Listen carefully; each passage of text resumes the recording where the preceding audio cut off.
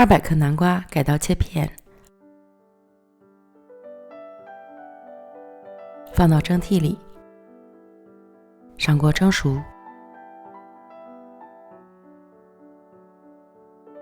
将蒸熟的南瓜倒入碗中，压成细腻的南瓜泥。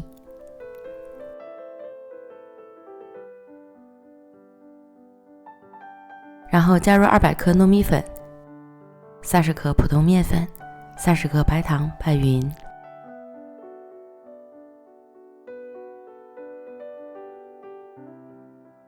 晾着温热后，再揉成光滑的面团。由于南瓜蒸熟后的含水量不同，糯米粉要酌情添加。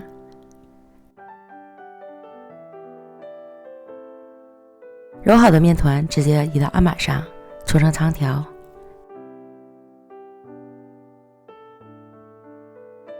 分成10个大小均匀的面剂，取一个面剂捏一捏，再滚圆按扁，这样一个饼坯就做好了。这是最基础的南瓜饼，原汁原味的，你也可以包一些糖馅儿或是豆沙馅儿，都非常好吃哦。电饼撑开，小火预热，刷宽油，依次放入小饼生坯，表面刷油锁水保湿。加盖烙，这样熟得快。底部烙至金黄后，翻烙另一面。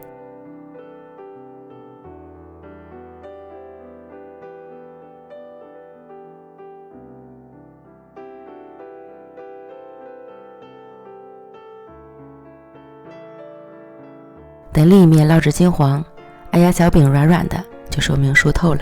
这金灿灿的颜色，看着我都馋了。如果想要表皮酥脆，就要多放油，勤翻动几次，烙至两面金黄酥脆即可出锅。原汁原味的南瓜糯米饼，表皮酥脆，内里香香甜甜糯叽叽的。最爱这种糯叽叽的美食，一口气吃了4个才解馋。如果你也和我一样喜欢糯叽叽的食物，那就赶快做起来吧。感谢您的观看，咱们下期见。